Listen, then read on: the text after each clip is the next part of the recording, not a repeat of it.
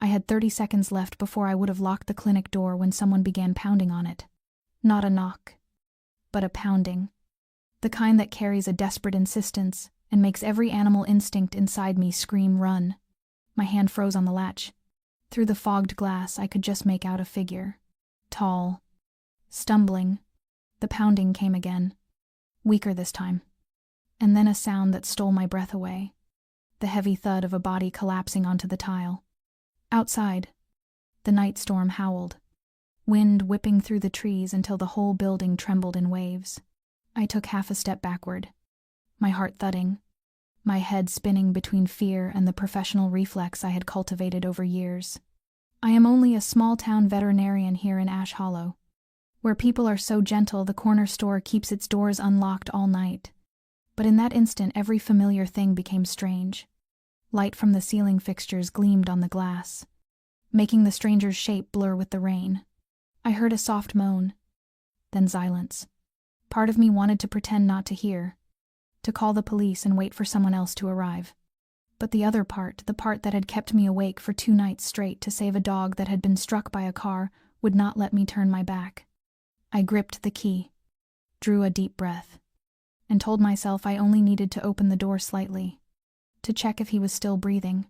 The door cracked open and a gust of cold air hit my face. The metallic smell of blood slammed into me. The man had fallen right on the threshold, his broad shoulders twitching with a shallow convulsion. He wore a white shirt soaked with blood. His left hand clamped over his abdomen. His face was half in shadow, but I could see his lips bruised and the rough stubble plastered with rain. "Help me," he croaked. His voice raw and so weak I almost thought it was a trick of the storm. For a moment I stood frozen. I did not know who he was, why he was here, or how his body had come to be drenched in blood as if he had crawled out of some slaughter. All I knew was that if I did not act, he would be dead before morning. I ran inside for the first aid kit and dragged a heavy blanket, my hands trembling so badly I nearly dropped the instruments. I helped him into the clinic and shut the door. The lock clicked shut behind us with a dry sound that seemed to seal off every escape. Fluorescent light fell across his face, ashen, but with features so stark and unfamiliar they were almost frightening. Blood had soaked through his shirt and puddled on the floor. A deep wound near the ribcage. There was no time to think, so I cut away the fabric around the wound and pressed to staunch the bleeding. My heart pounding so loud I could hear each beat. Outside, the rain hammered the tin roof, and thunder rolled like a warning. I knew I was doing the most foolish thing I had ever done, and at the same time the only thing I could not regret taking in a stranger in the middle of a stormy night, not knowing that the choice would change the rest of my life. His body was heavier than I had expected.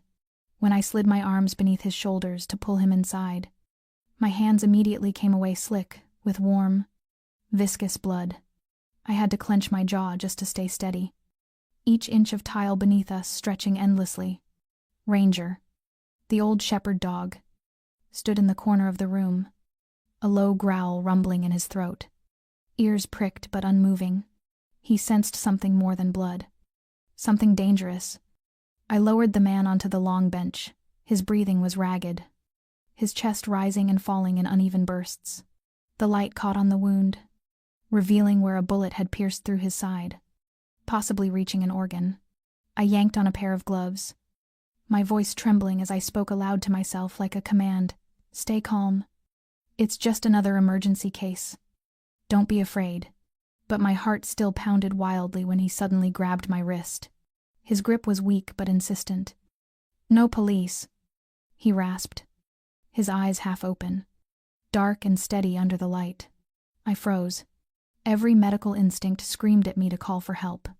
But there was something in his gaze, the look of a man running from shadows, that made me hesitate. "I'm just a veterinarian. Do you understand I don't have what it takes to save a person?" I whispered, almost pleading with him not to die here. He nodded faintly, sweat beading across his forehead. "Just stop the bleeding. I'll handle the rest." I didn't know why I obeyed him. Maybe it was the resolve in his tone, or the unshakable feeling that he wasn't an ordinary man. As I searched for my tools, he drifted into unconsciousness, his head slumping to the side. I caught sight of an expensive watch gleaming faintly on his wrist. its gold surface smeared with blood. A small tattoo peeked from beneath his collar, a laurel wreath, delicate and precise, like the emblem of an old lineage. A chill ran down my spine. Thunder cracked outside. The lights flickered, as if warning that I had just opened a door to something far beyond my understanding. I stitched the wound in silence. The only sounds the clinking of metal and his labored breathing. Each time I touched his skin, his muscles twitched reflexively, yet he never cried out. Instead, he watched me with an expression I couldn't name, not one of pleading, but of someone long accustomed to giving orders, now forcing himself into stillness so as not to frighten me. When the final suture was done and the bleeding had stopped, I wrapped the bandage tight and wiped his face with a warm cloth. The skin beneath the grime slowly emerged tanned, weathered, the kind that belonged to someone who had seen more than one kind of war. "What's your name?" I asked, my voice hoarse with exhaustion. His eyes opened, pupils dark and bottomless. "Adrian," he murmured, and slipped back into unconsciousness. I sat there listening to the rain drum against the tin roof, my body trembling with a mix of adrenaline and fear. I knew I should have pushed him out, locked the door, pretended none of this had happened. But as I looked at him lying there, strangely peaceful amid the chaos, I found I couldn't. Ranger padded closer, sniffed around his feet, then lay down beside him with a sigh, as if accepting the presence of this strange guest. I glanced at the clock. It was past 11. Outside, the wind howled against the windows, carrying the scent of wet earth as the storm reached its peak. Inside that small room, it was just me, the old dog, and the man named Adrian. I didn't know who he was, where he came from, or what he had done.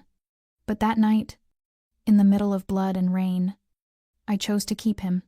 A simple decision, but later, I would understand it was the line between the life I'd known and the one that was waiting for me beyond it. I pulled the blanket over Adrian's body, checking the wound once more to make sure the bleeding had stopped. The bullet had gone clean through the soft flesh beneath his ribs, missing the lung but costing him a dangerous amount of blood. The air smelled of antiseptic and iron, turning the small room once familiar with the scent of dog fur and veterinary medicine into something foreign, like a field surgery station. I opened the cabinet and took out an old metal kit, a bottle of alcohol, a set of sutures, and gauze I usually kept for large injured dogs. When I turned back, Adrian stirred slightly, his eyelids fluttering open just enough to find my face. "You're not afraid?" His voice was rough, frayed by blood loss. I bit my lip, wiping the skin around his wound. "Of course I'm afraid, but it would be even scarier if you died in my clinic." He gave a faint laugh, then winced in pain. I shot him a look, half irritation, half concern. "Don't talk. That wound is deep enough to drop most people." He exhaled sharply, as if ready to argue, but I didn't give him the chance. "I need to get the bullet out, or it'll get infected." "Can you handle that? Do you think I've got another option?" I didn't answer. I just took a breath, picked up the forceps, and traced the torn flesh. His muscles tightened, but he didn't make a sound. Sweat slid down my forehead, dripping onto my trembling hand. I wasn't a surgeon, and I had never dealt with a gunshot wound before. When the metal tips touched something hard, a sharp sound echoed, cold as steel striking bone. I pulled out the bullet and dropped it into the tray. The dry ting of metal against metal sliced through the silence. Blood welled again. I pressed gauze to the wound and started stitching. "I don't have human anesthetic," I said quickly. "Only a mild lidocaine I use for dogs. As long as you don't let me die like one," he muttered. I froze for a heartbeat, then let out an unexpected laugh at his strange calm. "Don't say that. I actually like dogs." He smiled too, a weary but genuine curve of the lips. For a brief moment, in the dim yellow light and the rhythm of rain, the space between us dissolved. I stitched slowly, carefully, trying to forget how badly my hands were shaking. Each time I tightened the thread, his knuckles went white against the chair, but he never cried out. "You've learned to handle pain well," I murmured, just to break the silence. "The job requires it," he said softly, like a breath of wind. What kind of job, I asked, not from curiosity, but to keep him awake. He looked straight at me, his dark eyes fathomless. Lately, I've just been trying to survive. The words sent a chill through me. I didn't press further, only focused on finishing the last stitches. When it was done, I cut the thread, cleaned the blood, and taped the bandage. His body relaxed, his shoulders easing from their rigid hold. I took a warm cloth and wiped the sweat from his forehead, trying to steady my own breathing. All done. You should rest. I'll keep an eye on you. He studied me for a long moment, as if weighing something. Thank you, he said slowly. You could have left me there, but you didn't. I shrugged. Maybe I'm just stupid. Or brave. He whispered, eyes half closed, lips still faintly curved. Ranger walked over, sniffed Adrian's hand, then lay down beside him, a gesture he reserved only for those he trusted. Watching that, I felt my chest loosen a little. As I cleaned up the instruments, the rain outside softened, replaced by the whisper of wind sweeping across the roof. I glanced back at Adrian, his face calmer now, breathing steady, the dried blood on his collar stark against the tanned skin of his neck. I didn't know who this man was, only that he had survived something meant to kill him. And somehow, I was the only person who knew he was still alive. The realization frightened me, and yet, I couldn't look away. The old ceiling light flickered weakly overhead, and only when I carefully folded the blanket over Adrian's body did I finally notice his shirt. The fabric was soft, premium cotton, with mother-of-pearl buttons that gleamed faintly even under the dim light. I saw the delicate embroidery along the cuff, the kind of craftsmanship only the wealthy could afford. It wasn't the shirt of a man who wandered through a storm in the middle of the night, even through the dark stains of blood. It still carried an odd sense of refinement, and that, more than anything, sent a chill down my spine. A man dressed like that, wearing an expensive watch, bearing a meticulous tattoo, appearing at nearly midnight in a small town like Ash Hollow, shot and whispering, "Don't call the police." None of it made sense. I stood there, looking at him, realizing for the first time that what frightened me wasn't the blood or the violence, it was what he represented. This man came from a world I had never dared to step into. I went to the table and poured myself a glass of water, both to steady my hands and to buy a moment to study him more closely. His face, under the wavering light, revealed sharp, commanding lines, high cheekbones, a firm jaw, dark brows, and a rough stubble shading his skin. Not the polished beauty of a model, but the raw, magnetic kind that belonged to men who had seen too much, survived too long. Every small scar on his wrist, every vein etched across his arm, told a story I wasn't sure I wanted to hear. I turned away, but still felt his gaze on me even though his eyes were closed. I checked his temperature. Warmth pulsed faintly beneath my fingertips, sending a strange shiver up my spine. I shouldn't have felt that.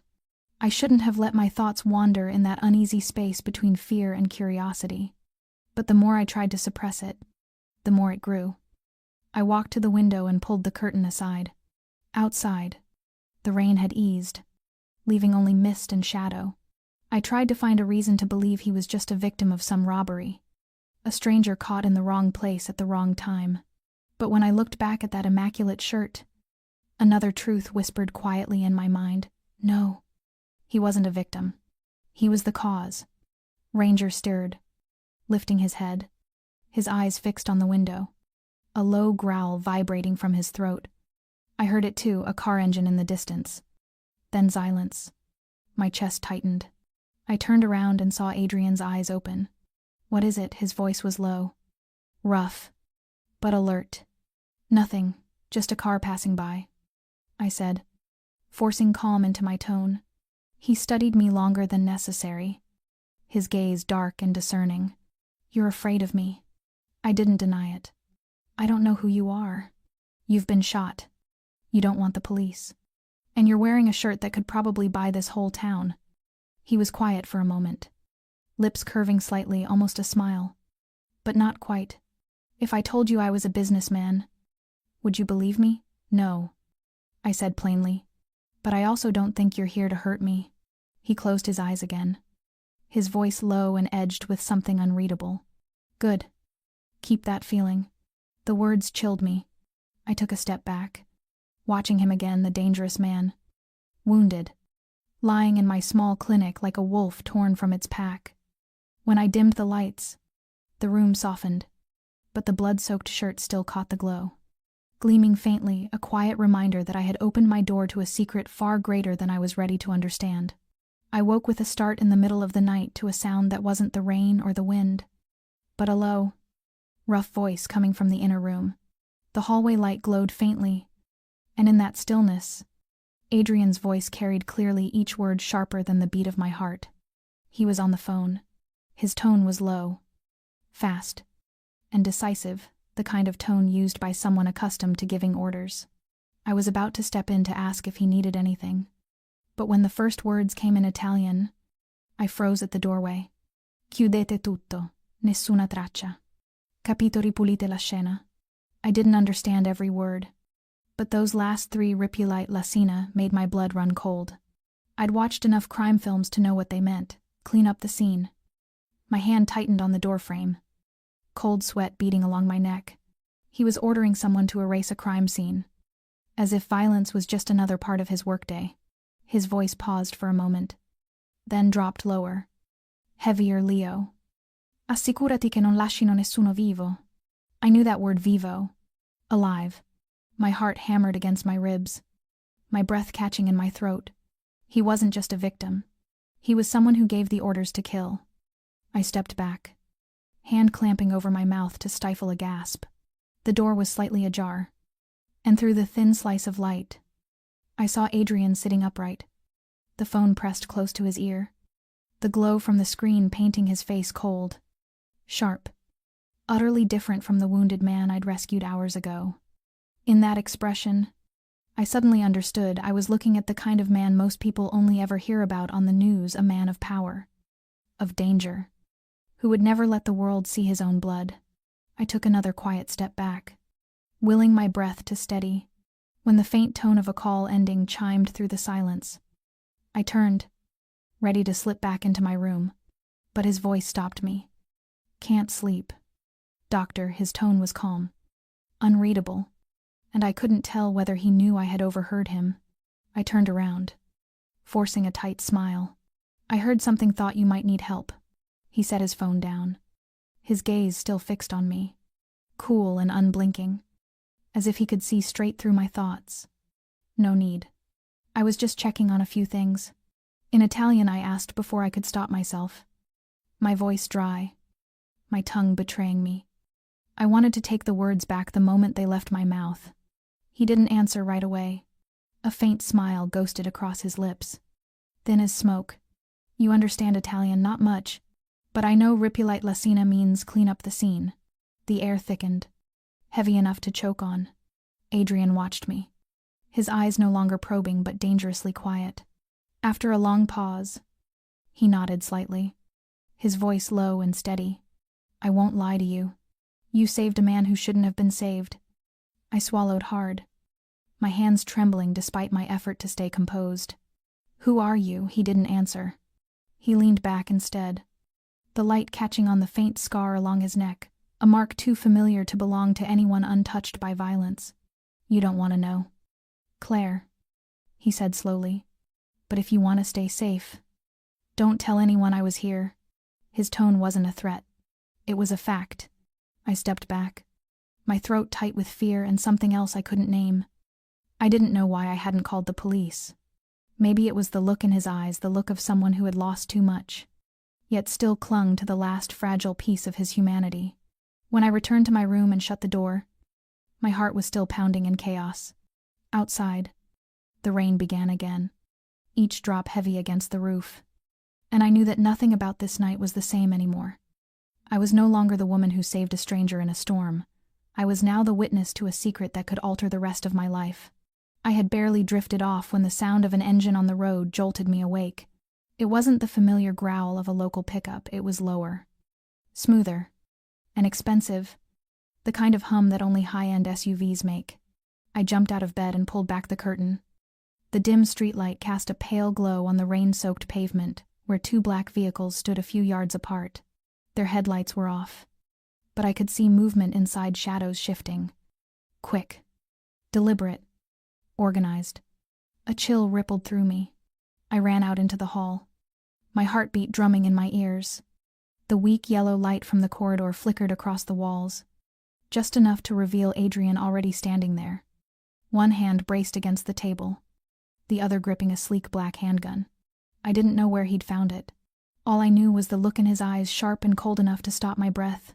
"You saw them, didn't you?" he asked, his voice rough and low. I nodded, but before I could speak, he moved to the window, pulling the curtain down and staring into the darkness outside. They shouldn't have found me this fast. My whole body went rigid. "Who are they?" I asked. "The ones who came to finish what's left of me," he said flatly. The smell of gun oil and dried blood clung to him, thick and suffocating. "You have to come with me," he said, turning to me, voice clipped and cold. "No, I can't just leave. This is my clinic." He cut me off, his gaze like a blade. "If you stay, they'll kill you to make me come out." I swallowed hard, stumbling half a step back, my thoughts spinning. Everything was happening too fast. Just hours ago, he was a bleeding stranger I'd saved. Now I was being pulled into a world I couldn't begin to understand. "Are you sure?" I whispered, though I already knew the answer. He pulled out his phone, dialed a number, and spoke quickly in that same urgent Italian I couldn't decipher. Seconds later, he hung up and met my eyes. "The car's coming." 5 minutes. I stood frozen. "I'm not going anywhere. Claire." Just my name, but the way he said it left no room for argument. In his eyes I saw something beyond power, something like fear. Not of dying, but of losing control, of what was closing in on him. Outside, car doors slammed. Ranger started barking furiously. Headlights swept across the windows and stopped at the front entrance. I heard footsteps crunching on gravel, measured, heavy, advancing.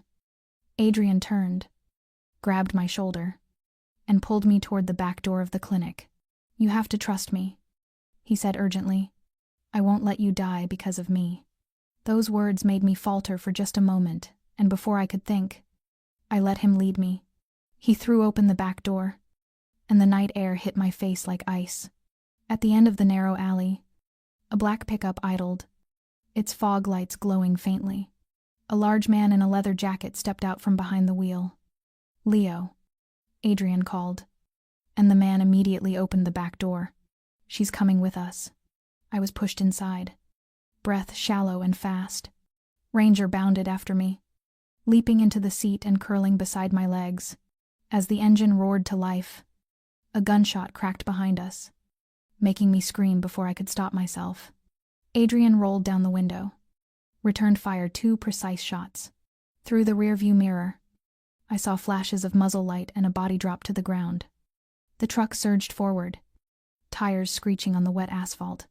The small town blurred behind us, its yellow lights melting into the rain. I sat still, both hands gripping the seatbelt, my heart pounding so hard it hurt. Adrian was still watching the road through the window, gun in hand, his face carved in stone. "From now on, no questions," he said sharply.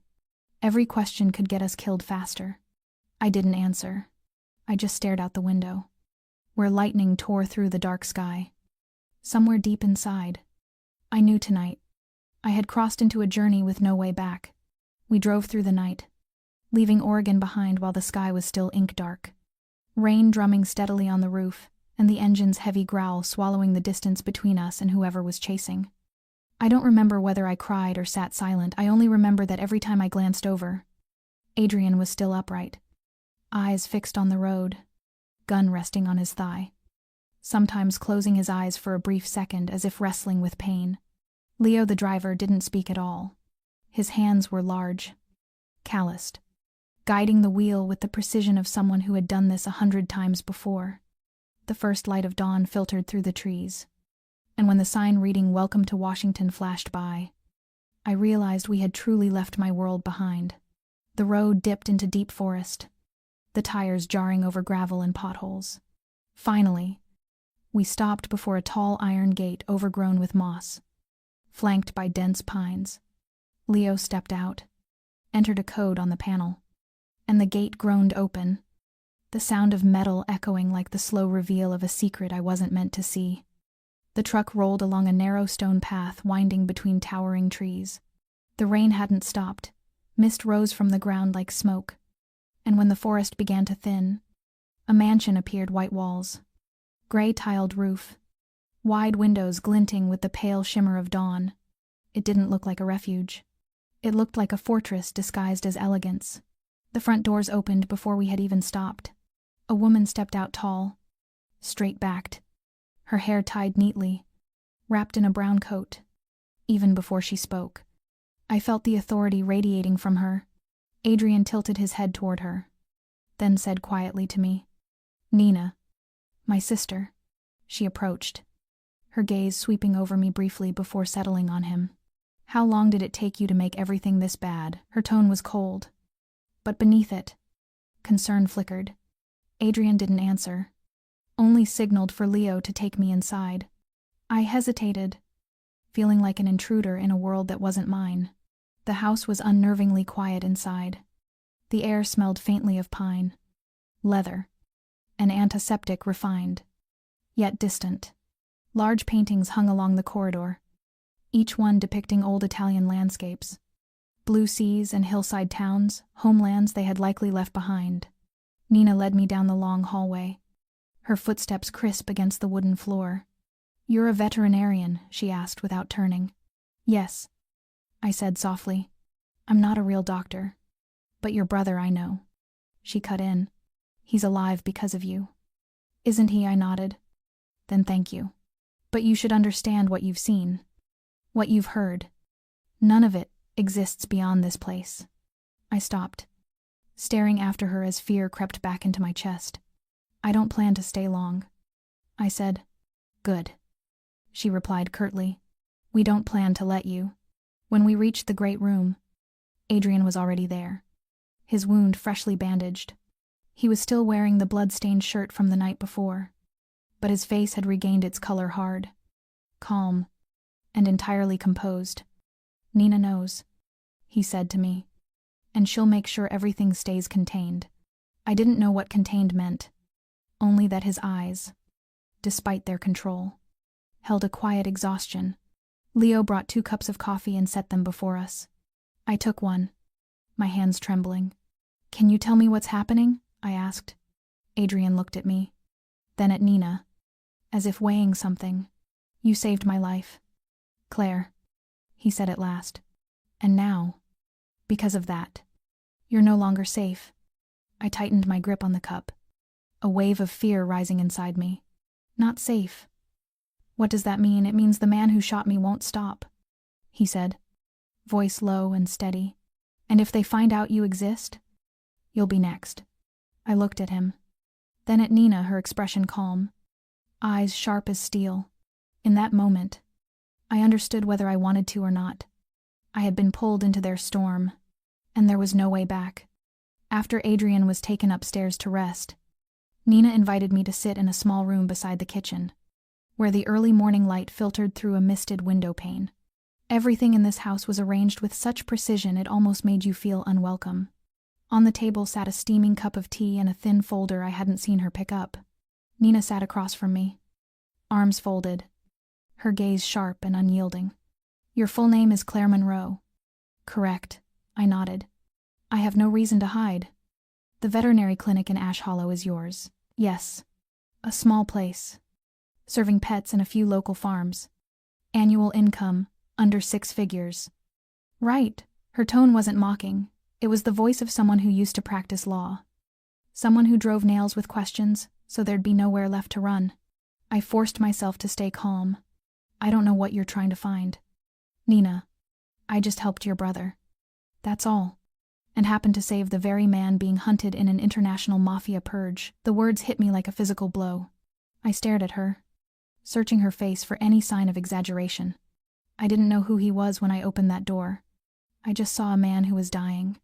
Nina leaned back slightly, arms still folded, her lips pressed tight as if she were restraining her own sharpness. "I believe in coincidence," she said, "but not in the kind that happens exactly when it's least convenient. My brother never exposes his location, never makes calls without encryption. Yet last night, he was ambushed and somehow ended up at your doorstep, nearly 300 miles from the city.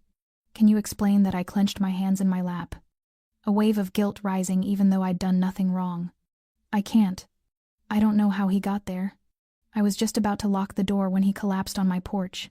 Nina studied me for a long moment, as if peeling back every layer of my expression. Her eyes were cold, but not devoid of empathy. Finally, she sighed, her tone softening slightly. "I have to be sure. Claire, I've seen too many people get close to him for the wrong reasons. A man like my brother doesn't have friends, only enemies. And those who stand in between." I stayed silent. Her words carried a quiet sorrow that mirrored what I'd already seen in Adrian's eyes, the loneliness of someone who lived too long in the shadows. "I'm not interested in money or power," I said softly. "I have a small clinic, a few loyal clients, and a dog named Ranger. I just want peace. If your brother hadn't knocked on my door last night, I'd still be there now." Nina looked down at the folder, then closed it gently. "He once saved my life," she said, almost to herself, "and I owe him more than I like to admit. But that doesn't mean I trust the people around him." I nodded faintly, understanding that her hardness was probably the only thing keeping her alive in this world. "If I wanted to hurt him," I said quietly, "I would have called the police the moment I saw the gun." For the first time, her eyes softened just a flicker. "But real." She stood, poured more tea into my cup. "My brother says you're brave. I don't think that's true. I think you're reckless." I gave a tired smile. "Maybe both." She lifted her phone, spoke a few short sentences in Italian, then turned back to me. "I'll have a room prepared for you. At least until we confirm that last night's mess is over." "Thank you," I said, though I wasn't sure if it was kindness or another form of control. When she left the room, I remained there alone, staring out the window where the forest was still draped in pale mist. It struck me then that everyone in this house spoke in sentences with two meanings, and though I had escaped the storm outside, I was still caught in another one, the storm of glances, of suspicion, and of truths I wasn't yet ready to hear. The night in the mansion was so quiet I could hear the wind moving through the pines outside the window, long, steady breaths, like a sleeping animal exhaling in its dreams. I climbed the stairs carrying a tray with medicine and a bowl of warm water, the weight of my morning conversation with Nina still pressing heavy on my chest. Adrian's door was slightly ajar, a stripe of golden light spilling into the dim hallway. He sat propped against the headboard, his upper body bare, the bandage around his ribs stained with a fresh patch of red. I stopped at the doorway, caught between embarrassment and concern. "I thought you'd gone to bed," he said, his voice rough but calm. "I couldn't," I replied, setting the tray on the table. "Your wound needs cleaning. You can't just sit there pretending you're immortal." He let out a low, weary chuckle. "Believe me, I've tried being immortal. It doesn't work very well." I sat beside him, trying not to let my eyes linger on the tanned skin marked by old scars, knife wounds, bullet lines, even burns long-healed. They didn't mar him. They made him look like someone who'd walked out of a battlefield, carrying his own history written across his body. "I need to check the stitches," I said softly.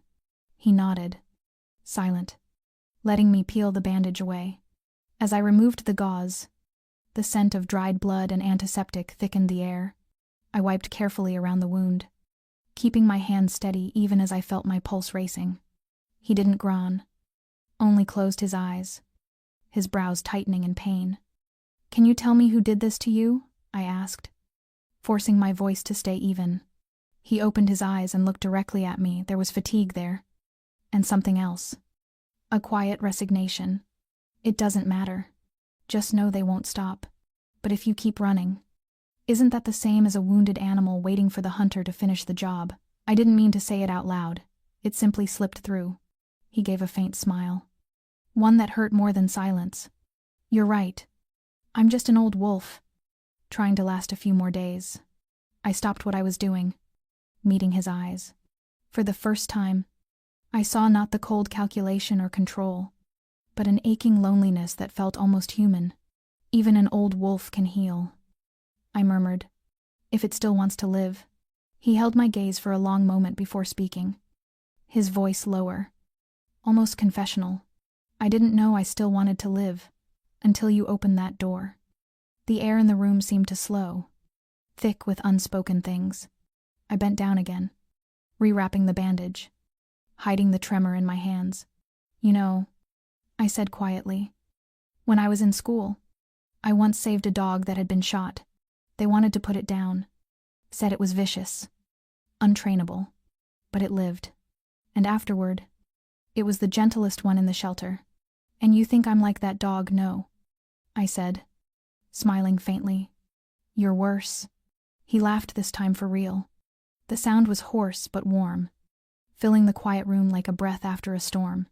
I tied off the last strip of gauze, checked the wound one more time, then stood, all done. Try to rest. He nodded, eyes following me as I turned to go. When I reached the door, his voice came softly. Claire. I looked back. Thank you. Just 2 words, but the weight of them sank deep, rough and tender all at once. I didn't answer, only nodded and closed the door behind me. Walking down the hall, I could still hear the wind whistling through the cracks, but it sounded different now, softer, almost peaceful, like the sigh of someone who had finally stopped running. And I knew then that, in that moment, Adrian Russo was no longer the hunted Mafia kingpin, but a man learning, for the first time in a long while, how to trust the hand that had pulled him from the dark.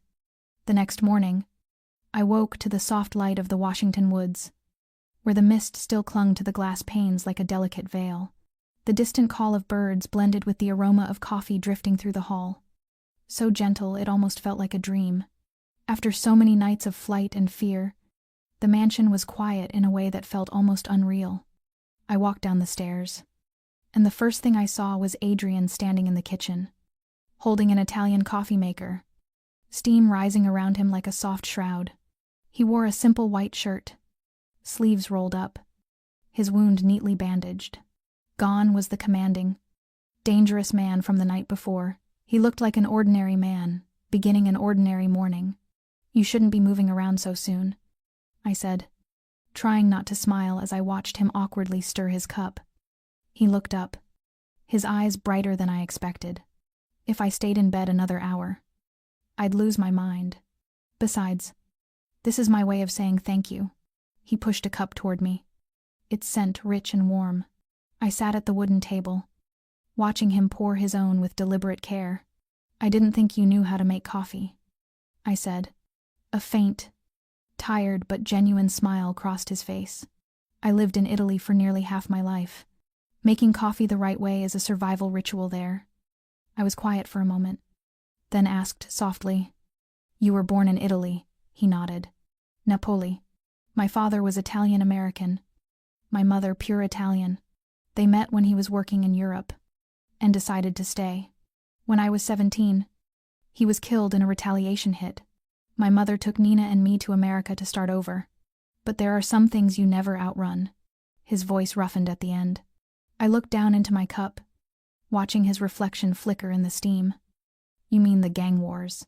He gave a faint, humorless laugh. The word war makes it sound noble. It's just men trying to prove who's stronger, who can make more people afraid. But in the end, it's just a chessboard and everyone's a pawn. And you're the king? I asked quietly. No, he said, eyes distant. I'm the last pawn still standing. I said nothing, torn between pity and fear. There was something in his tone that told me he'd lost too much to still believe in victory. Nina seems very protective of you, I offered, trying to shift the subject. She's the only reason I'm still alive, he replied.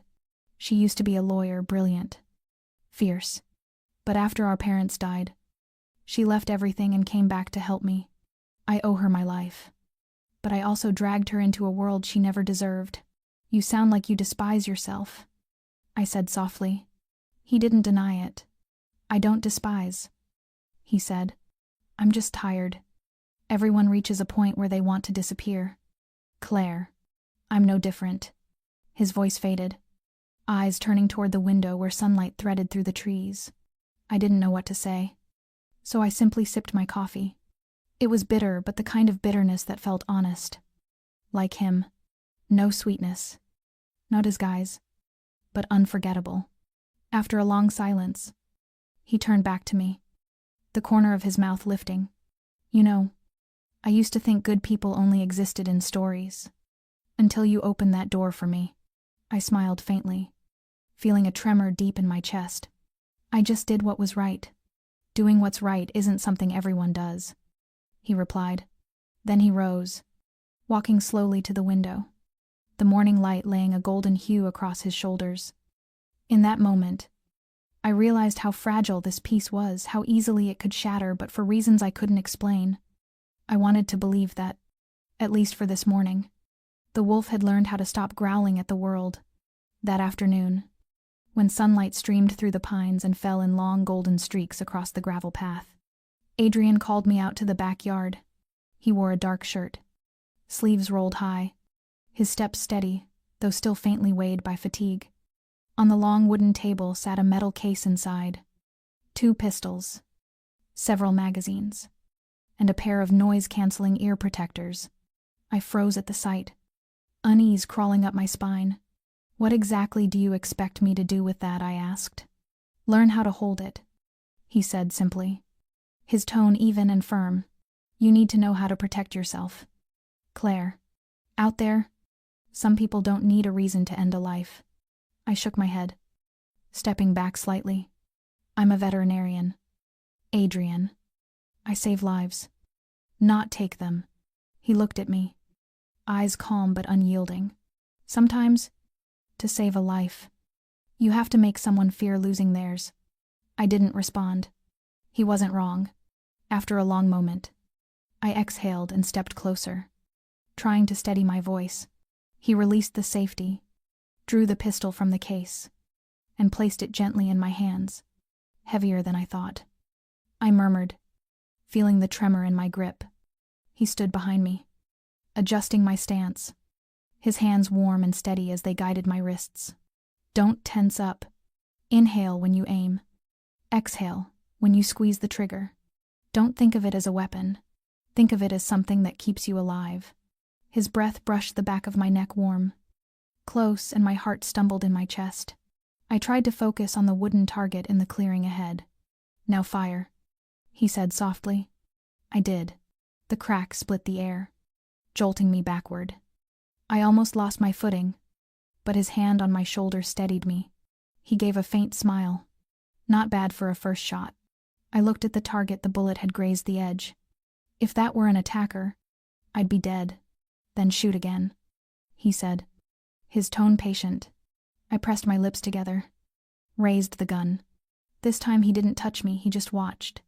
I inhaled, steadied my aim, and squeezed the trigger.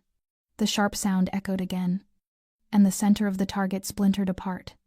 I stared, half stunned. Adrian's eyebrows lifted, the shadow of a smile crossing his face. See, you just needed to believe in yourself. I lowered the gun, my palms trembling, though the fear had shifted into something else, something like control. I hate to admit it, I said, but that feeling of control is strange. There's nothing wrong with knowing how to defend yourself, he said, reloading the magazine. What matters is knowing when not to pull the trigger. I looked at him, the afternoon light catching along his cheekbone, the dark glint in his eyes holding something I couldn't name. You've had to do that a lot, haven't you? He was silent for a moment, then nodded, too many times to count. I didn't ask further. We stood side by side, watching the sun dip behind the tree line, the pines turning the color of burnished bronze. The gunfire had stopped, but its echo lingered between us, thin, invisible, unbroken. He handed me the ear protectors and packed away the weapons. You shoot well. I might actually sleep better knowing you can take care of yourself. And I'll sleep better if I never have to shoot anyone, I said, half teasing, half sincere. He laughed a full, unguarded laugh that echoed through the quiet yard. And in that moment, between the sound of laughter and the fading light, I realized something had changed. Between the gunfire and the sunset, between his stern lessons and that softened gaze, something fragile had begun to take root, not fear, but trust. A small, unspoken faith born from seeing each other at their most unguarded. And for the first time since that stormy night, I no longer felt like an accidental outsider in his world, but someone learning how to survive in it with him. That late afternoon, sunlight spilled across the garden behind the mansion, like a sheet of golden silk laid gently over the damp grass. The air was cool and tender, carrying the scent of pine resin and the rich earth still moist from last night's rain. I stepped outside seeking a moment of calm, and it didn't surprise me to find Adrian already there, sitting on the long wooden bench beside the lavender bed. He wore a white shirt with the collar open, a small notebook in his hand, the amber light softening his usually sharp features. I walked toward him slowly. "Skipping your medical checkup again," I teased lightly. He looked up, a flicker of a smile crossing his lips. "I just needed to breathe. You said I shouldn't go out, but you never mentioned the garden." I sat beside him, the space between us just wide enough for the wind to slip through. The lavender swayed gently in the sunlight, pale, purple, and serene, as if this afternoon didn't belong to the dangerous world we carried within us. "Nina planted these," he said, his gaze drifting into the distance. "My mother loved lavender too. She said its scent reminded people that no matter how loud the world becomes, the heart still has the right to be quiet." I turned to him, seeing for the first time an absence of darkness in his eyes, replaced by something wistful, almost tender. "You've never spoken about your mother before," I said softly. "Maybe because I'm not good at keeping beautiful things," he replied, his voice so light it could have been carried away by the wind. I said nothing, letting the silence settle between us, broken only by the soft rustle of leaves and the slow rhythm of my heartbeat. A leaf drifted down onto his shoulder. I reached to brush it away, but at that moment his hand rose too. Our fingers touched, just for an instant, yet it was enough to stop time. His skin was warm, dry, steady. I pulled back, but he didn't let go right away. We looked at each other, and in his eyes, the sunlight shimmered with something I couldn't name, not desire, not fear, but recognition. "Thank you for being here," he said quietly. "No one's ever stayed this long." I smiled, though my throat felt tight. "Maybe because they didn't have a reason to trust you." "And you do?" he asked. I meant to answer, but the words wouldn't come. I only looked down at my hands, the ghost of his warmth still lingering on my skin. "I don't know," I admitted. "I just think you're not entirely who they say you are." He studied me for a long moment, then smiled a rare, unguarded smile. "Don't believe everything you see in me, Claire. I don't want you to be disappointed.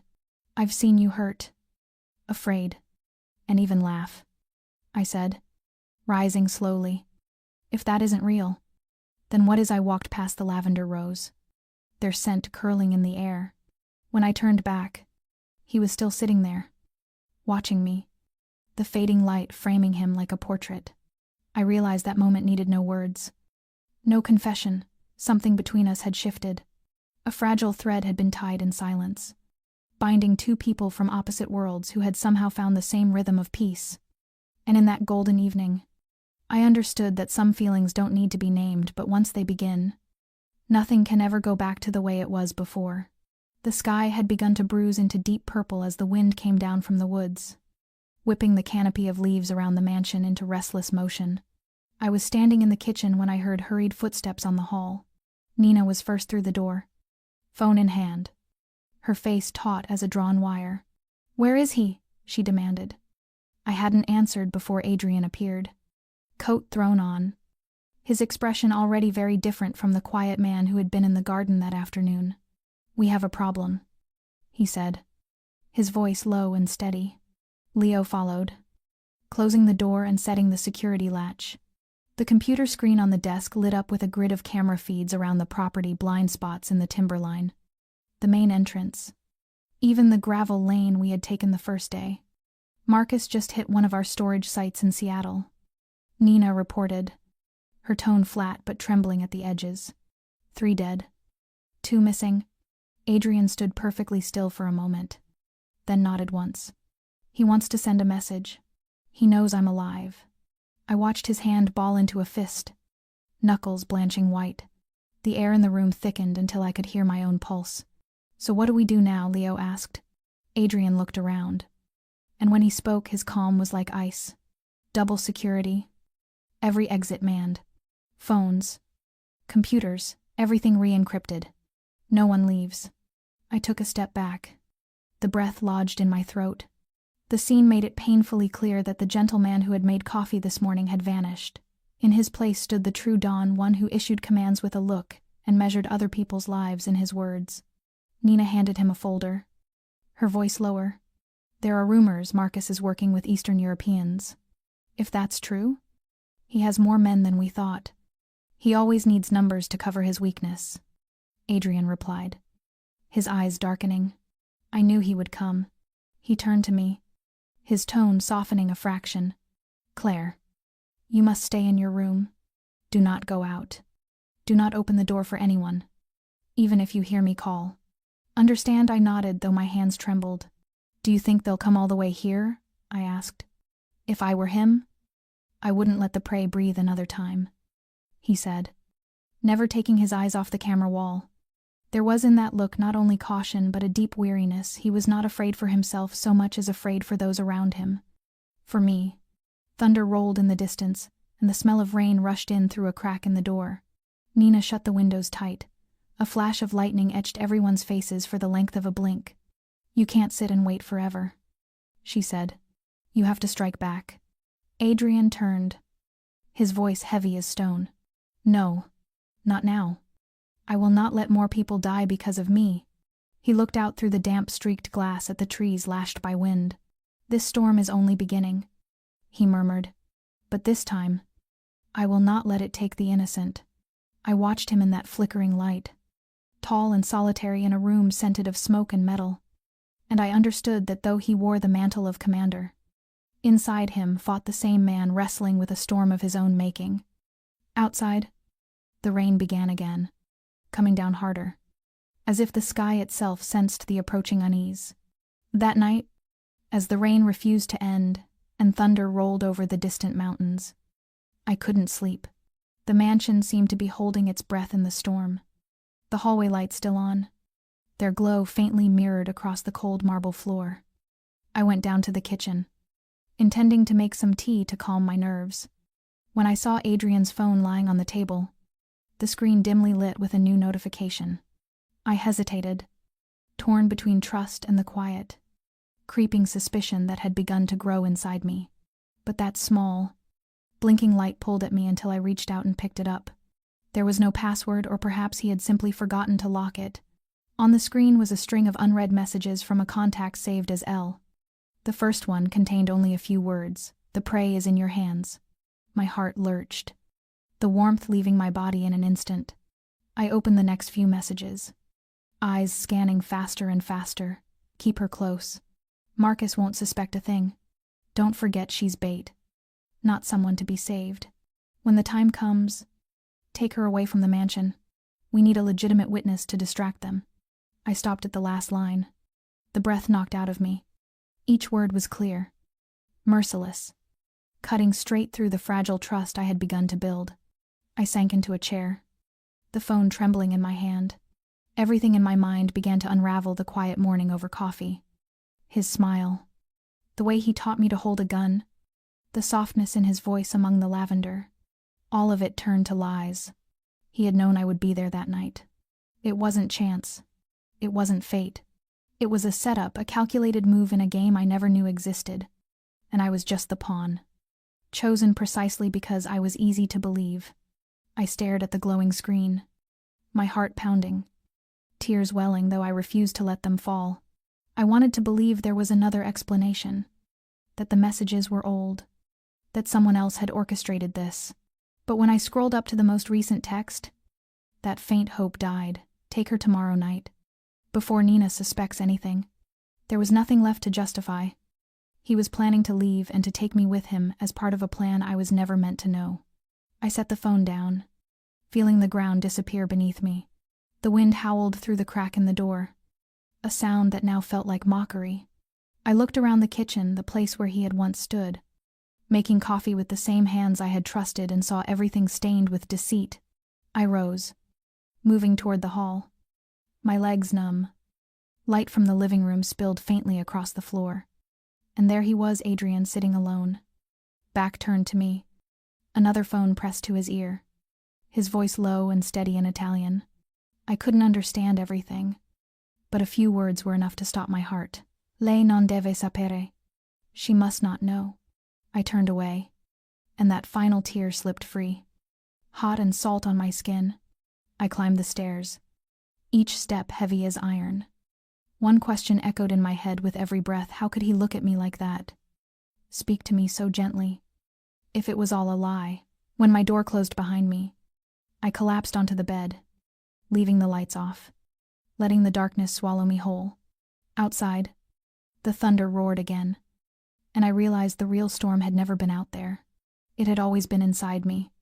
I didn't know how long I had been sitting in that dark room, only that when the first light of morning slipped through the curtains, my chest still felt heavy, and the ache inside me had not slept at all. Every word from those messages still burned in my mind, and the thought of being nothing more than bait made each breath feel unbearable. I couldn't stand it any longer. I needed to hear it from him. I opened the door and went downstairs, my footsteps echoing through the mansion's eerie stillness. Adrian was in the living room, seated at the large wooden table with a steaming cup of coffee and a few scattered documents. He looked up when he saw me, his expression as calm as any other morning. "You're up early," he said softly, so naturally that for a second I almost believed nothing had happened. "You're going to tell me the truth," I said, my voice shaking but loud enough to make him lift his head fully. "The truth about what about me? About why you came to my clinic? And about the messages on your phone?" The last sentence made his face tighten just slightly, but enough for me to see it. A flicker of unease, brief but undeniable. "You looked at my phone?" he asked quietly. "Yes," I said, without hesitation. "And I wish I hadn't. But at least now I know what I am in all of this." He rose, taking a slow step forward, his voice dropping low. "Claire, you need to listen to me." "No," I cut in. "You're going to listen to me first. I saved your life. I trusted you. I stayed here even when every instinct told me to run. I thought you were the victim, but it turns out I was just part of your plan. Wasn't I a pawn? A name on a list to keep Marcus from suspecting anything?" His eyes darkened, not with anger but with something deeper: exhaustion. "Regret. It's not what you think." "Then tell me, Adrian, what am I supposed to think when you made me believe it was fate? When all along you knew I'd open that door, you knew I'd help you? Didn't you?" He was silent for a few seconds before he nodded once. "I knew Marcus would be watching everyone connected to me. I needed a place he'd never suspect a person untouched by this world. Leo found your clinic. He said you lived alone. No family. No ties to any organization. When I was shot, the plan was to get there. But what I didn't plan for was that you'd actually save me." My heart clenched painfully. "You talk about it like I should be grateful." "No," he said softly, stepping closer. "I'm saying it because I don't want you to think everything was a lie. At the start, yes, it was a plan.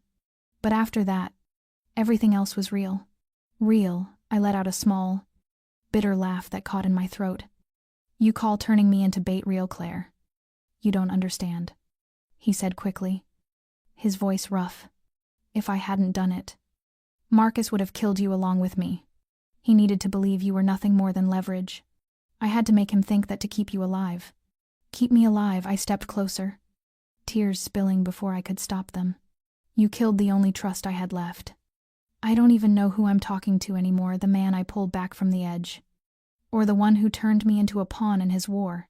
He didn't look away, his reply quiet, heavy as stone. "Maybe both." The words hit harder than any confession could. The wind outside howled through the window frame, blowing the curtain aside. I looked at him, the man who once made me believe that even in violence there could still be decency, and now he was the reason I doubted my own instincts. "I'm leaving," I said, my voice raw. "You don't have to protect me anymore." He started to move toward me, but I stepped back. "Don't," I whispered. "You chose to lie to save me. But there are some things that, once saved, can never go back to what they were." He stood there in silence, the darkness in his eyes deep and unreadable as I turned away. I could feel the words he wanted to say, the apology, the plea to stay, but he said nothing. Outside, the rain began again, heavy and relentless, as if the sky itself wept for the things between us that could no longer be undone. Dawn had not yet broken when I opened my eyes. The last trace of moonlight spilled through the window, drawing faint, silvery cuts across the wooden floor. I sat up, my body heavy, but my mind already decided. I couldn't stay another day. This mansion, once a sanctuary, had become a gilded cage, trapping the shattered remains of trust. I packed quietly a coat, some cash from my wallet, my phone, and the small notebook I always carried. Ranger lay at the foot of the bed, lifting his head to look at me. His eyes were so sorrowful it made my chest tighten. "Come on, Ranger," I whispered. But he didn't move, he only whimpered softly, as if he understood that this time I truly meant to leave. I stroked his head, forcing a small smile. "Stay with him. He needs you more than I do." The hallway was eerily silent as I stepped out. No footsteps. No voices from Adrian or Nina's rooms, only the low hum of the house breathing in its sleep. I moved slowly, afraid to wake anyone, afraid of my own heartbeat echoing in my ears. The wooden stairs creaked beneath me, and the faint scent of coffee still lingered in the air. A cruel reminder of mornings that now felt like lies. The front door was locked, but I remembered Leo kept a spare key in the drawer by the entryway.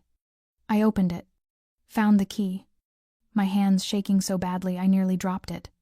Just as I slid it into the lock, a low voice broke the silence behind me.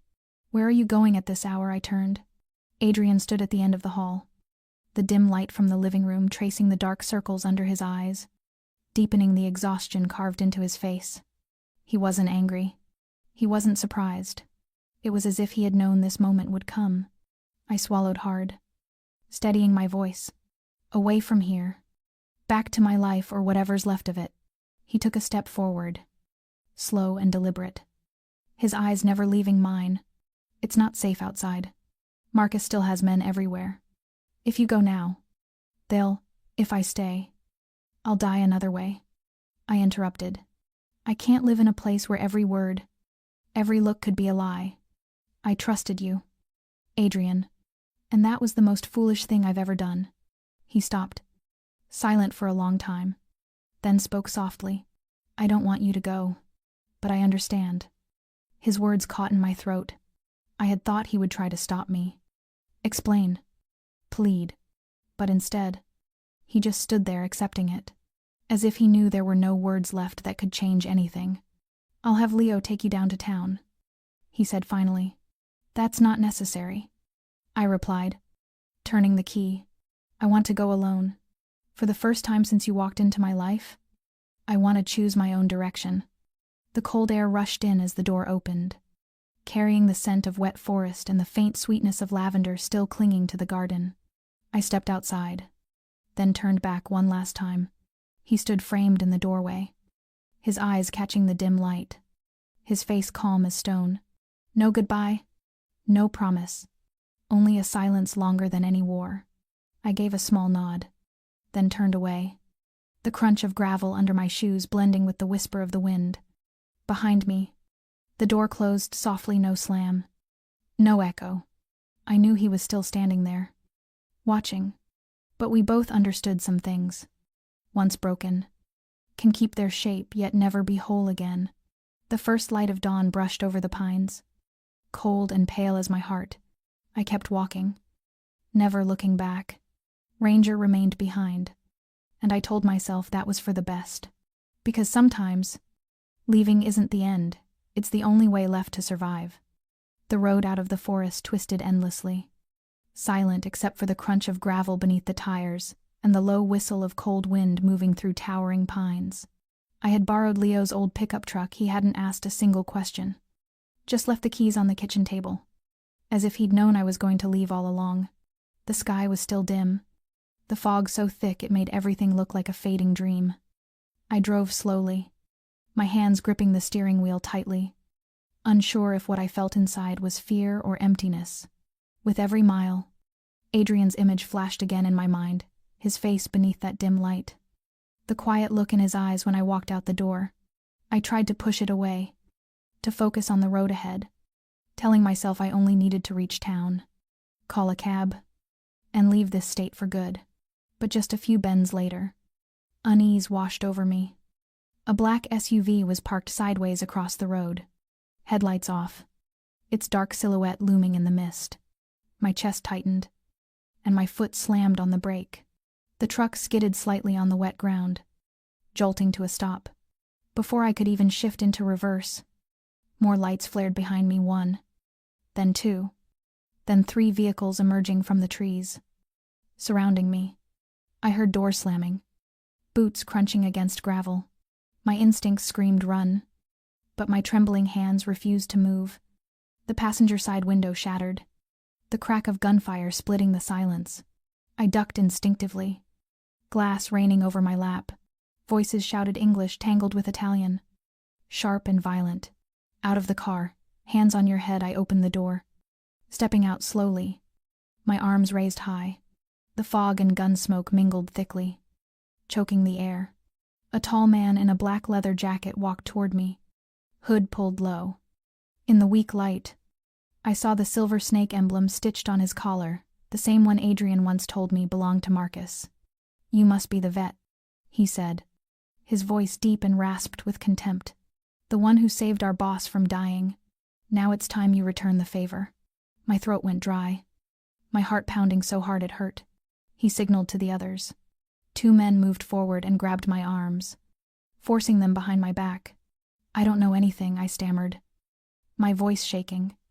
"I'm just a normal person," he gave a cold laugh, the sound sharp as broken glass.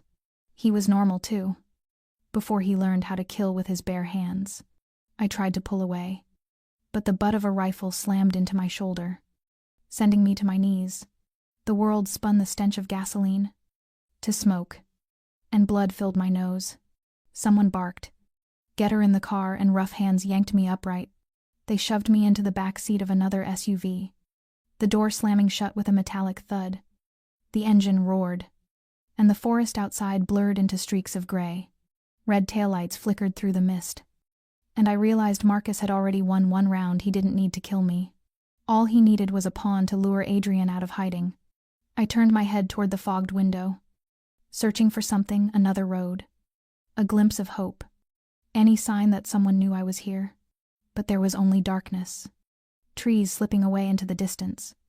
One of the men beside me glanced over, his expression flat and empty. "You're lucky," he said quietly. "Mr.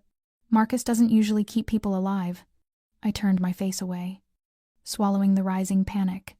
With every turn of the wheels, every crunch of gravel, I felt myself drifting further from the world I knew, from whatever fragile belief I had left in safety or in truth. Outside, the sky began to pale, the first light of morning breaking faintly over the mountains, cold, distant, and gray. Dawn had arrived, but to me, it felt no different from the start of another endless night, and I understood then the escape was over. The real nightmare had just begun. When I came to, the stench of damp concrete and gasoline filled my nose, making my head spin. The room was dim, lit only by a single bulb swaying from the ceiling, its weak yellow light spilling over a stained concrete floor streaked with oil. I realized I was tied to a metal chair, my wrists burning raw from the tight nylon restraints. My mouth was dry, my lips cracked, my heart pounding so hard it hurt. Outside, I could hear the clang of metal and low voices, men talking, one of them laughing, deep and taunting. I forced myself to stay calm, to breathe, to remember that panic would only make things worse. Bits of the conversation I'd overheard in the car echoed in my mind. Marcus wanted to use me as bait, to force Adrian out into the open. He wouldn't kill me yet. Not until he got what he wanted. That meant I had time. And time meant a chance. I lowered my head and scanned the room. Next to the chair was a low metal table littered with tools, rusted pliers, a wrench, a screwdriver, and an old first aid box. They might have meant torture to them. But to me, they meant hope. I shifted, inching the chair closer to the table. The sound of metal scraping against the floor, small but sharp. Sweat dripped down my forehead. My wrists throbbed, but I kept moving. When my fingers brushed the edge of the table, I hooked one nail under the smallest screwdriver and tugged. It slipped once, twice on the third try. It clattered to the floor. I froze. Listening. No one came. Bending awkwardly. I reached behind me. The cords were thick nylon ties, the kind used to bind cargo. I remembered my veterinary training. The times I'd cut through tangled straps around a horse's leg or loosened splints from an injured dog. It always took patience, precision, and the right angle. I angled the screwdriver tip toward the knot and began to twist. Slowly, millimeter by millimeter. Time stretched thin and soundless, broken only by my pulse and the faint hiss of wind seeping through the cracks in the wall. Finally, one tie snapped loose. I didn't let myself celebrate, just kept working on the other. When both hands were free, I rubbed my wrists, skin red and bleeding, then looked for anything I could use as a weapon. I opened the first aid box. Inside were bandages, small scissors, empty syringes, and a vial of veterinary tranquilizer ketamine. My pulse quickened. I had used this countless times to calm violent dogs or sedate horses. Just a few milliliters could knock out a grown man for minutes. I drew a syringe, fitted the needle, my hands trembling but precise. Just then, the heavy metal door screeched open, flooding the room with white light. 3 men stepped inside, 2 guards and a tall, lean man in a black shirt. His skin was pale, his eyes sharp and cold as blades. I didn't need an introduction to know it was Marcus. He looked at me with a thin smile, the kind of satisfaction only a man in control could wear. "Such a pity," he said in that lazy mix of Italian and English, savoring each word. "You've done nothing wrong, but he won't stay hidden if you die. You, my dear, are the fastest way to drag Adrian Russo out of his hole." I met his gaze, forcing my voice steady. "He's not coming," I rasped. "He's not as stupid as you think." Marcus chuckled softly. "You have such faith in him. How tragic." He nodded toward one of the men. The guard approached, crouching to check my restraints. My hand tightened around the hidden syringe. The second he leaned closer, I jabbed the needle into his wrist and pressed the plunger. He gasped, eyes wide, and then collapsed soundlessly to the floor. Marcus stepped back, his face hardening. "You foolish girl," he hissed. I lunged for the door, but the other guard caught me, slamming my back against the wall so hard the air left my lungs. The syringe shattered as it hit the ground. Marcus advanced, his voice low. "Glacial, you have spirit, I'll give you that, but spirit won't save you." He gestured, and they bound me again, tighter this time, until blood welled from beneath the plastic ties. Before leaving, he leaned in close, his breath cold against my ear. "He'll come for you, and when he does, I'll kill you both." The door slammed shut, and darkness swallowed me whole once more. I leaned my head against the wall, breathing in ragged gasps, pain radiating through every part of me. Yet somewhere inside that pain, a fragile spark still burned belief. Adrian would come, not for strategy, not for pride, but because for the first time, he couldn't bear to let me disappear. The first gunshot cracked like thunder, shaking the metal walls of the warehouse. I jolted awake, heart pounding wildly, the air thick with gunpowder and the acrid stench of gasoline. Outside, chaos erupted, shouts, footsteps, the clatter of steel on concrete. A dark shadow darted past the gap under the door, followed by another blast. Closer this time, deafening. I heard Marcus's voice, harsh and furious. barking in Italian. A tremor of panic beneath the rage. "Russo, have you lost your mind?" My breath caught. Adrian. He had come. The door burst open with a violent kick. Light and smoke colliding into a blinding white haze. Through the swirl of dust, I saw him tall, unyielding, a gun in his hand, moving through smoke and fire with a calm that was terrifying in its focus. The light from behind cut across his face, carving it into something fierce and resolute. A man at war not with others, but with fate itself. "Let her go. Marcus." His voice rang out, low and rough, every word like a blade. "Before I erase you from this earth." Marcus laughed a hoarse, ugly sound that echoed against the steel walls. "You really came. I knew it. I knew that woman would drag you out like a loyal dog chasing his master." Adrian didn't answer. His gaze was glacial, unreadable. Then a single gunshot shattered the standoff. A bullet grazed Marcus's shoulder, sending him stumbling back with a snarl. The silence that followed exploded into chaos. Bullets tore through the air, sparks and dust flying as gunfire erupted from every direction. I dropped low, covering my head, the air thick with smoke and the metallic taste of fear. From the back entrance, Leo and his men stormed in, shouting over the gunfire. Marcus ducked behind a steel beam, firing wildly. His voice rose in fury, echoing off the walls. "You think you can kill me? Russo, I killed your father and now it's your turn." Adrian moved with lethal precision, slipping from cover to cover, every motion sharp and deliberate. I watched him crouch low, slide across the floor, and fire. The shot struck true. Marcus's arm jerked back, his gun clattering to the ground. But instead of retreating, Marcus pulled a knife from his jacket and lunged toward me. It happened too fast to think. I struggled against the ropes, twisting, but the bindings held tight. The blade glinted only inches away when Adrian hurled himself forward, slamming into me, pushing me out of reach. We hit the floor hard, my head striking concrete, the world spinning in a blur of sound and light. Then came the sounds of struggle, the scrape of boots, the grunt of effort, the hiss of steel cutting air. Italian curses ripped through the noise. When I blinked the haze from my eyes, Adrian was on top of Marcus, his arm pressed against the man's throat. Marcus's face was turning pale, his eyes wide, the knife slipping from his hand. "You don't deserve an honorable death," Adrian said between ragged breaths. "You deserve to be forgotten." Marcus tried to speak, but a single gunshot silenced him forever.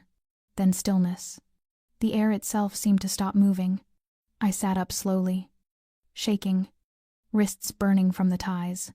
The smoke hung thick and gray, the scent of blood mingling with gasoline. Adrian stood over the body, his chest heaving, his face streaked with soot and crimson. When his eyes found mine, something inside me broke anger, fear. All of it dissolved into a single, aching relief that he was alive. He knelt beside me, cutting through the ropes. "Are you hurt?" I shook my head, tears spilling before I could stop them. "Why did you come?" He paused, his voice rough, barely above a whisper. "Because I couldn't let him touch you.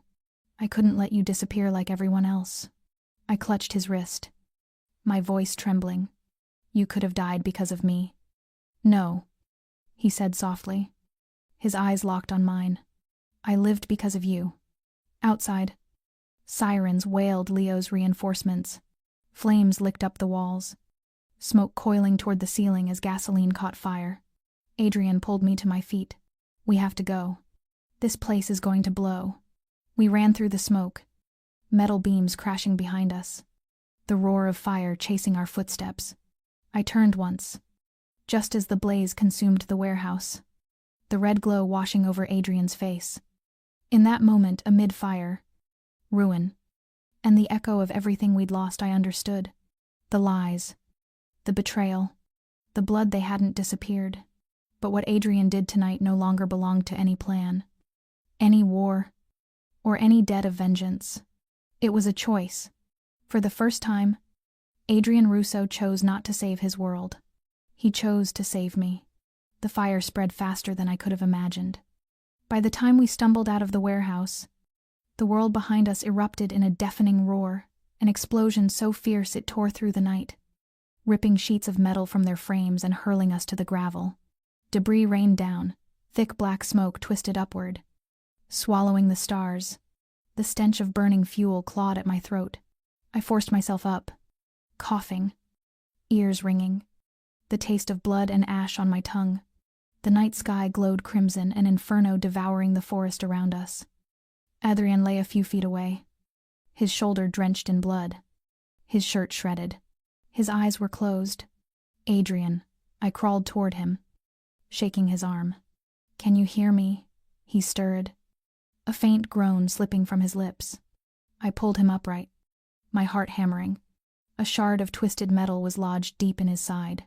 Blood pulsed hot between my fingers as I pressed down hard. "Don't you dare close your eyes," I cried. "Do you hear me?" His lashes fluttered, and a ghost of a smile appeared.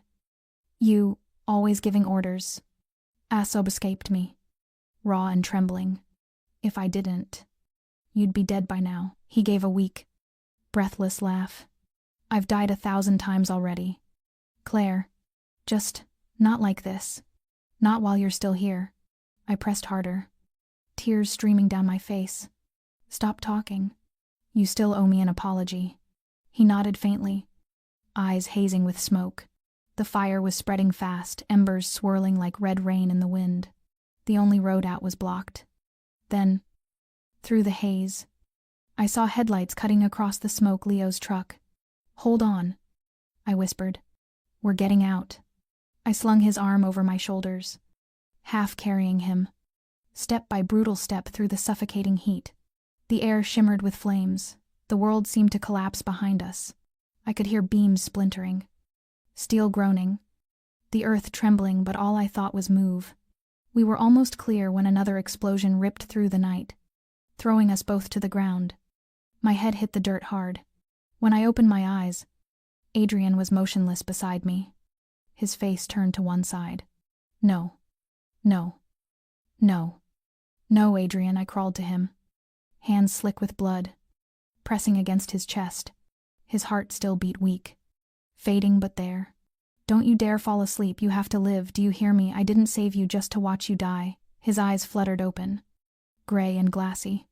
A hoarse whisper slipped out. "You always do the opposite of what I say." I laughed through tears. "Someone has to keep you alive." He smiled faintly, exhaustion softening his face.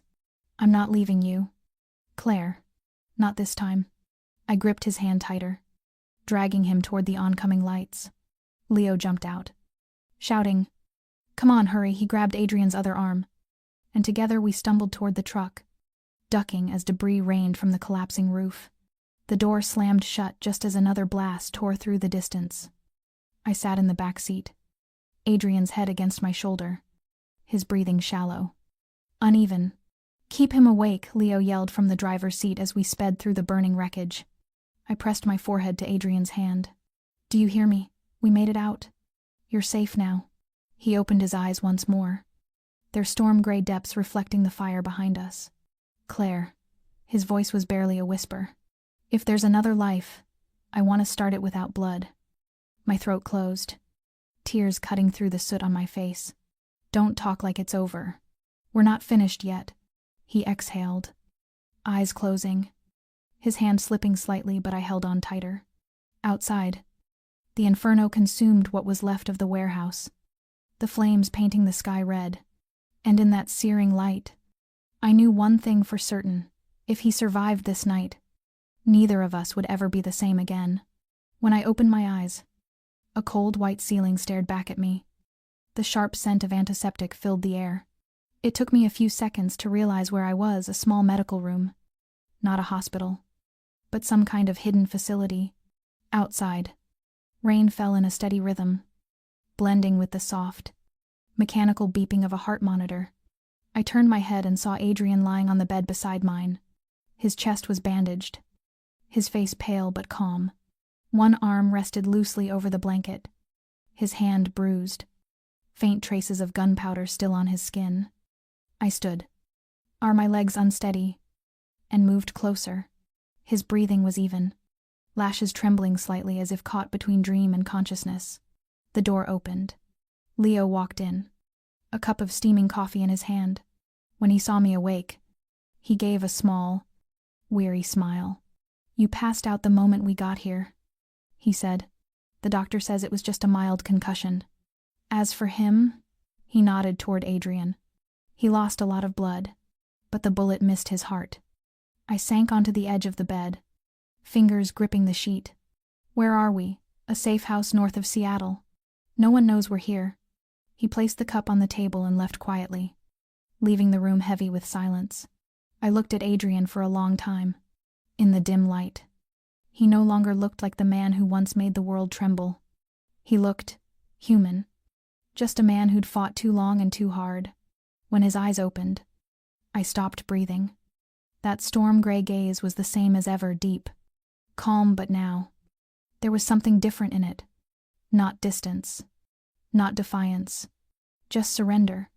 "You're still here," he murmured, voice rough but gentle. "I thought you'd be gone the first chance you got." I met his eyes, my throat tightening. I almost did, but then I remembered you'd be dead if I hadn't stayed. A faint laugh escaped him, weak but genuine. "Probably, and maybe I deserve it." I looked down at my hands, still marked with dried blood. He inhaled deeply, as if gathering the last of his strength. "Claire, I need you to hear this, even if you hate me for it."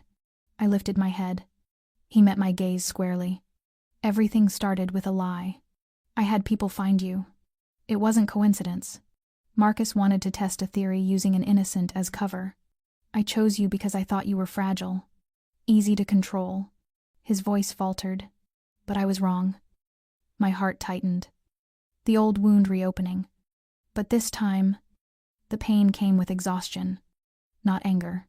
"You saved me," he went on quietly, "even when you knew it could kill you. You saw something in me I didn't think existed anymore. You reminded me of my father, a man who believed that even monsters could be saved." He looked away, eyes fixed on the ceiling, voice roughened by something that sounded like regret. "I've killed, I've betrayed, I've lived off the blood of others. But with you, for the first time, I wanted to do something right." I said nothing, listening to the rain tapping softly against the window, matching the rhythm of his breathing. "What does right mean?" I finally whispered. He turned back to me. His eyes had softened. "It means setting you free. No debts.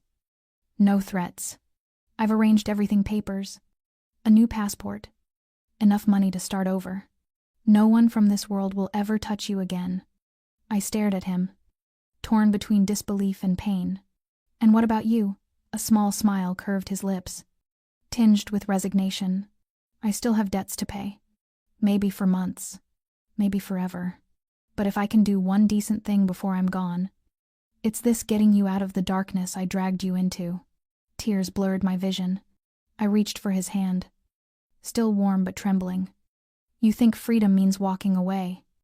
Adrian, you think I can just forget all of this?" He closed his eyes, his voice a whisper fading into the rain. "No, I just want you to live, because I never learned how to." I sat there, silent, watching him drift back into sleep. The sterile white light revealed every scar on his face, marks not just on his skin, but on his soul. Outside, the rain kept falling, washing the remnants of last night's fire from the earth. And in that quiet room, I realized something simple yet irrevocable. Sometimes forgiveness doesn't begin with words, but with the moment a wounded heart finally chooses to let go. The next morning, pale sunlight filtered through the white curtains, casting a soft, misted glow across the room. Adrian still lay motionless, his breathing steady, his face no longer as colorless as the night before. I sat by his bed, a cup of cold coffee in hand, my gaze lost in the fog outside the window. Leo had left hours earlier, leaving behind a silence that stretched wide between two people afraid to break it. Outside, a bird sung faintly, and for the first time, I realized that all the chaos, the blood, the smoke, the noise had dissolved into a stillness so sharp it hurt. Adrian stirred when I rose, his voice, rough but gentle, drifted through the quiet. "You're still here," I turned to him, studying his face for a long time. "I thought I'd leave," I said evenly. "But then I realized there are things that, if left unsaid, will never heal." He said nothing, only watched as I crossed the room and sat at the edge of his bed, fingers interlaced tightly in my lap. "You told me you were giving me freedom," I began softly. "But I don't want freedom if it's just another way for you to disappear." His eyes glistened, his lips parting as if to speak, but I raised a hand to stop him. "I have 3 conditions," I continued, my voice steady but trembling underneath. "If you can accept them, you can stay in my life. If not, then I'll leave. And this time, I won't come back." He nodded once. Silently, I took a breath, the air thick between us. "First," I said, "you have to stop living like a ghost. No more hiding. No more gangs. No more blood spilled just to keep power. If you really want to stay, you have to choose to live as a man, not a legend." He didn't answer, but his eyes darkened, and in their depths I saw something I'd never seen before: fear. "Second," I went on, "you have to learn to forgive yourself. I can't love a man who keeps punishing himself for surviving, because that means you never truly believe you deserve to be loved." He turned his face away for the first time, his shoulders trembling slightly. His hand gripped the sheet, as if bracing against a storm rising inside him. I waited, then spoke the final condition, my voice barely above a whisper. "And third, if one day I tell you I need you to go, you have to promise you will. No questions, because love isn't possession, it's peace." The room went utterly still. I could hear the clock ticking, the rainwater dripping from the eaves, and the faint rhythm of our breaths. Adrian said nothing for a long time. His eyes held all the words he couldn't say, all the pain that had no name. Finally, he closed them, and a single tear traced down his cheek, whether from grief or release. I couldn't tell. "Those 3 conditions," he murmured, voice rough with exhaustion. "They sound like a life sentence." I smiled faintly, my hands trembling. "No," I whispered. "They're a chance to live." He opened his eyes again, and for a fleeting moment, it was as if he was seeing me for the very first time. "And you," he asked softly, "if I agree, could you forgive me?" I looked at him for a long moment, then shook my head. "No, Adrian, forgiveness isn't something I can give in a day, but I can learn how to begin again with you." Slowly, he nodded, a fragile light breaking through the gray in his eyes. I reached for his hand, still wrapped in white gauze, and held it gently. "I can't promise I'll love you forever," I said, "but if you choose the right path, I promise I'll stay long enough to see you live for yourself." He tightened his grip, his hand warm and trembling around mine, a wordless vow from a man who had run out of words.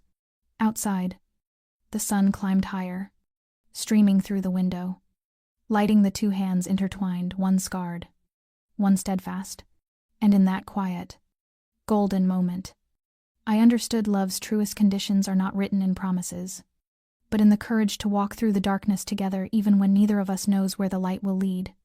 6 months had passed since that morning, the morning when the first sliver of sunlight crept through the window of a sterile white room, and I laid down 3 conditions for a man who once made the world tremble. Time moved quietly after that, like a wound that had closed on the surface but still ached when touched. The small clinic on the outskirts of Seattle had reopened. The old wooden sign had been sanded and repainted, its words gleaming faintly under the soft light of day. "Dr.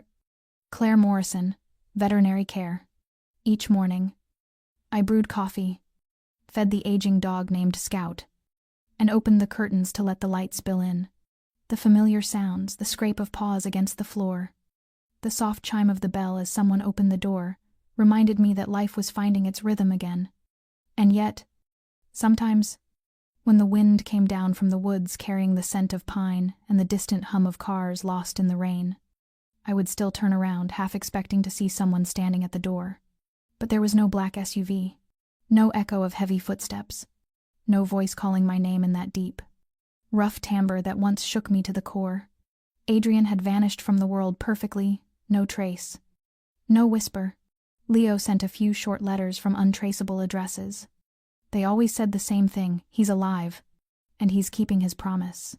I read that line over and over, each time. My heart grew heavier instead of lighter. I had promised I would keep living, and I had.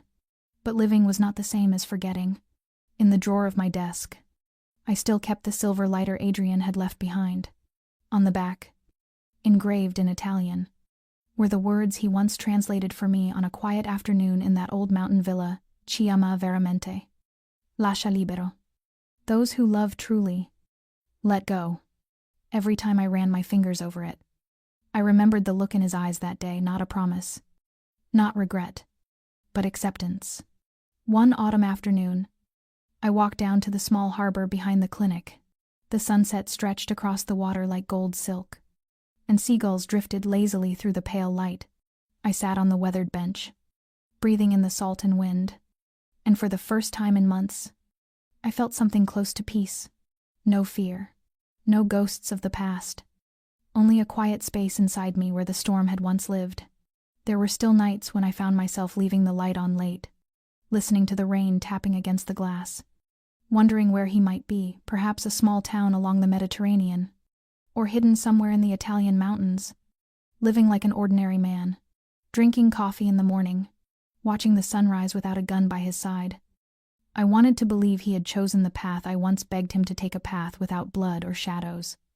Scout often lay beside me, his head resting on my knee, his kind brown eyes staring into the distance as if he, too, understood what I couldn't say. I stroked his fur and smiled faintly. "We're okay, aren't we?" He gave a small bark, as if agreeing.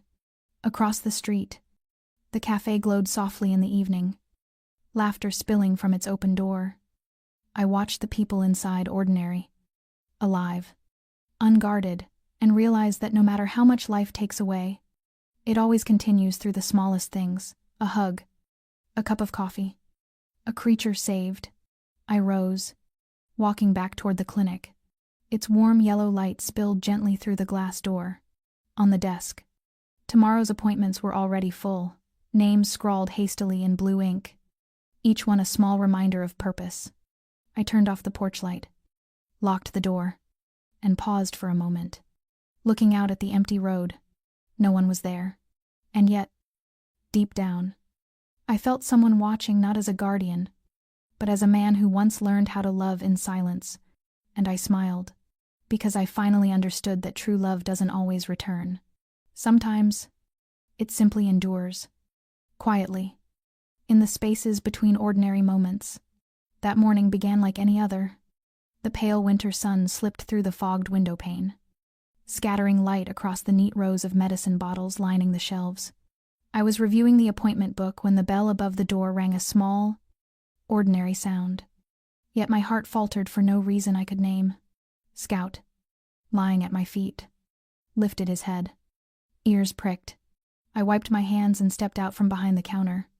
A man stood outside, still and quiet, his head slightly bowed. His dark coat was dusted with the color of the road, and in his hand he held a large envelope. When the morning light tilted through the glass, I saw his face. Adrian. No tailored shirt. No black convoys. No men lingering in the shadows. Just a man creased at the corners of his eyes, the fatigue of distance softening him, but with a warmth that reached farther than I remembered. I froze. The whole world went still, leaving only the sound of the wind whispering through the pines. He took a step forward, voice low and rough as ever. "I know you don't like being interrupted, but..." He paused, lifting the envelope slightly. "I thought you should have this." My words refused to come. My hands trembled as I took the envelope, the trace of his warmth still clinging to it. Inside was a neatly bound stack of papers, sealed and signed documents transferring every remaining asset, account, and property once tied to my name in his world. Now, all of it was mine, free and clear. "I promised you freedom," he said quietly, meeting my eyes. "And this time, I came to keep that promise." I stared down at the papers, the letters blurring through a thin veil of tears. "You really..." I ended it, he said, cutting in softly but firmly. I left the organization, dissolved the remaining branches. Leo's in Italy now. Nina's gone, too. It's all over. Claire. He said it with calm certainty, but I could feel the weight behind the words, the long, silent war it must have taken to get there. I drew a shaky breath. Why now? A faint, rare smile touched his lips, the kind I'd only seen once or twice before. Because it took me half a year to learn how to live like a human being. I've been working at an animal rescue outside Portland. They've taught me how to listen instead of command, how to heal without weapons. And this morning, I drove here with nothing but my real name. I blinked. Your real name, he nodded. Adrian Russo died that night. Now there's only Adrian Bell, a man trying to start over. For the first time, I no longer saw the shadowed figure the world once feared. I saw a man humbled, weathered, and real. You've done what I always hoped for, I whispered. Not for me, but for yourself. He lowered his gaze, smiling faintly. Maybe for both of us. You taught me that freedom isn't leaving, it's choosing what, and who, to stay for. Scout trotted over then, barking softly, circling him before pressing his head against Adrian's leg. Adrian bent down to stroke the dog's fur, and the gentleness of his smile made my throat tighten until I had to turn away. I'm not asking for forgiveness, he said when he stood again. I just want you to know that every day, I think of what you told me, that love isn't possession. It's peace. Now, I finally understand. I clutched the envelope, my chest heavy with feelings too tangled to name. So where will you go now? He looked toward the window, where the sunlight stretched long across a road strewn with golden leaves. I don't know. Maybe somewhere quiet. Maybe somewhere you'll never go. But if one day you hear the bell ring again and someone's there with a cup of coffee, it might be me. Or at least, a part of me that never really left. I laughed through the tears that blurred my sight. He smiled back softly, almost tenderly, and in that fleeting moment, the whole room seemed to brighten. When the door closed behind him, I stood there for a long while, the envelope still in my hands, a strange peace settling over me. I knew then that no matter how far he went, that moment the man who once chose blood, now choosing grace, would stay with me forever. A quiet reminder that even in the deepest darkness, there is always a way back to the light. That dawn came as gently as breath. A thin veil of mist lay across the Seattle sky, and the first light of day splintered through the pine branches still heavy with dew. I unlocked the clinic door. The cold air drifted in, carrying the scent of damp earth and faint coffee. When I looked up, he was there, standing by the old wooden fence, holding 2 paper cups. Adrian. His smile was quiet, unguarded, something I had never seen in all those years of chaos. New darkness. No weapons. Just 2 people who had walked through storms, now facing each other beneath the fragile calm of morning. He wore a dark wool coat, faint scars traced his skin, and his gray eyes were as still as water. He held out 1 cup to me, warmth bleeding through the cardboard into my fingers, so real it frightened me, as if closing my eyes might make it disappear. I thought you still liked your coffee black, he said, voice low and steadier than before. I smiled softly. You remember, there are things one shouldn't forget, he replied, his gaze resting on me longer than necessary. We sat on the wooden steps outside the clinic. Scout curled beside us, resting his head on Adrian's knee, as if forgiveness had found its way even into fur and bone. The light grew stronger, spilling gold across the ground, glinting off his hair. For the first time, I looked at him and didn't see the hunted man or the myth. I saw someone who had finally learned how to live in peace.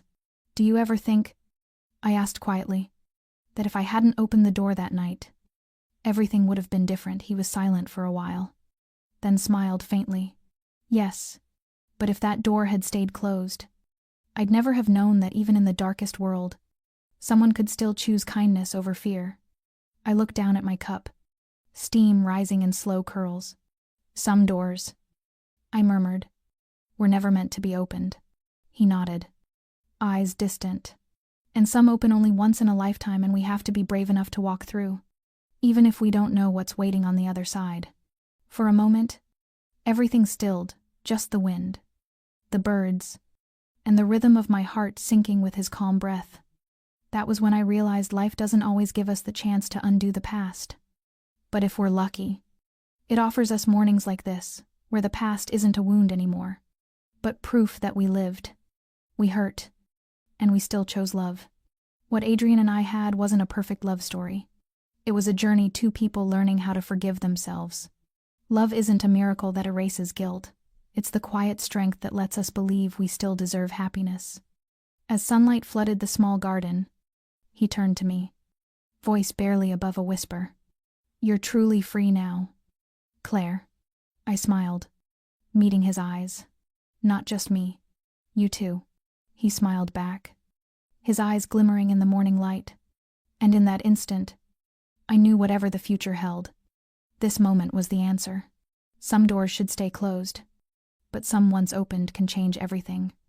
That's what I learned after everything. Sometimes love doesn't come to save us, but to remind us that kindness and courage still live inside us if only we dare to open the door. If this story touched you, share your thoughts below. Have you ever opened a door like that in your own life? One small choice that changed everything.